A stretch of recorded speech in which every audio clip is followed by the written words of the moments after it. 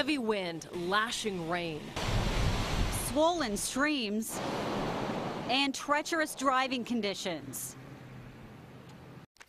And making things worse, trees and power lines are down all over the place. Good evening and thanks for joining us. I'm Amy Troy. And I'm Jenny Hansen. Our team coverage continues with a look at what's being done to get power back as cells roll through the area. KOIN Local 6 reporter Casey Montoya has been spotting downed trees and following power crews all day. At one stop, she met a Beaverton school teacher who was really in the wrong place at the wrong time.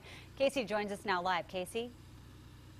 Yeah, Jenny, some pretty scary moments for those caught in Mother Nature's path today. She says she was just on her way to work this morning when that tree literally fell on her car.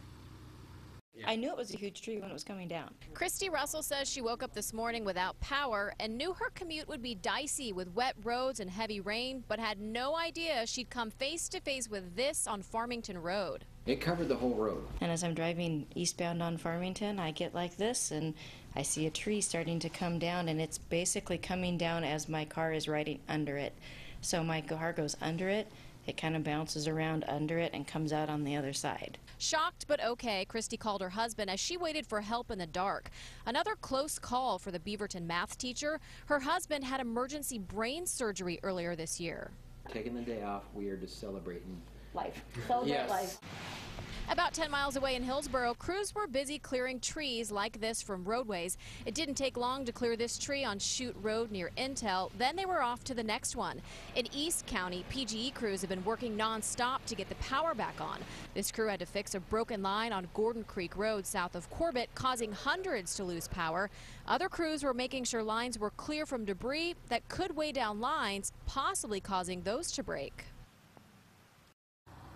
And there's still about 20,000 with Pacific Power without power tonight. And here in Washington County, about 340 families. Now, if you have PGE, you can go on their website and register your phone to either report a power outage via your cell phone, and you can also get updates for when your power will come back on. Reporting for you live in Washington County, Casey Montoya, KOIN Local 6. All right, thanks, Casey. New video into the newsroom shows us the cause of a power outage in Cowlitz County. Wind broke apart a power pole on SR 411 just south of Castle Rock. The highway is closed to keep drivers safe.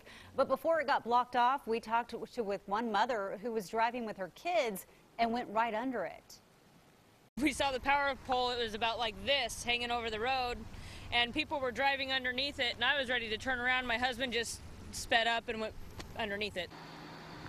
Crews are working to repair that line right now. There are about 1,400 people without power in Cowlitz County. The coast really took the brunt of some of this heavy weather, as you can see from our video. This is sent in from Beebe Ashcroft. High winds continued throughout the day on the coast, knocking down trees and knocking out power. At one point, more than 20,000 Pacific Power customers were without electricity in Clatsop County alone. The damage affected Astoria and Seaside and Cannon Beach and other nearby communities. Well, the constant heavy rainfall is leading to another potential danger, landslides. The state of Oregon issued a landslide warning this morning, and as more rain falls, there is a higher risk in Portland's West Hills. This is an example of what can happen when water loosens the soil too much. In this case, a house was lost. KOIN Local 6 reporter Ken Body is live in the West Hills with this weather alert. Ken? Well, I'm just off Broadway Drive in Portland's West Hills, which is well known for landslide risk. In fact, they've had landslides up here before. Right where I am now, you can see that there's a break in the retaining wall here, and right next to here, efforts to mitigate the landslide danger. And this is far from the only place in town where this situation exists.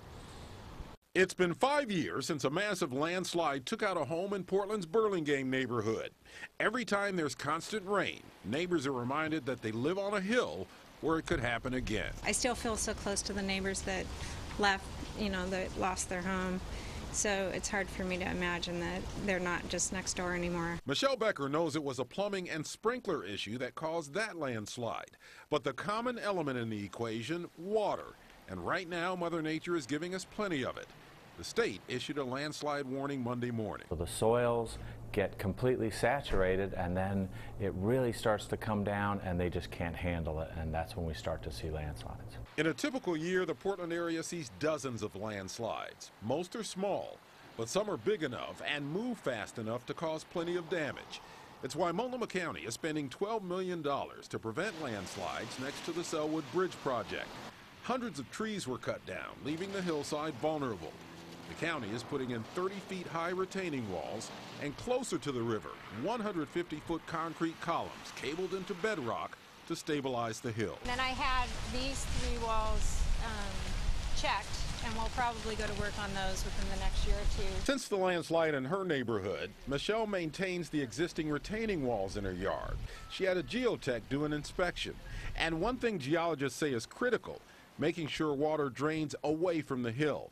If it stays in the soil on a hill, it could be a landslide waiting to happen. And in fact, geologists say that we could have hundreds of landslides across the state. Again, most of them are small, some of them are big. Coming up at 6 o'clock, if you're a homeowner living on a hill, we'll give you some more advice on how you can minimize the landslide risk. Reporting for you live in Portland's West Hills, Ken Body, KOIN Local 6. Okay, thanks, Ken. Well, thrashing winds and rain out on the coast sent a tree smashing into a trailer home in Lincoln City. It destroyed the trailer and likely most of what was inside. We got this from a viewer. Now, if you see weather creating news where you are, take a picture or video with your phone, then send it to news@koin.com.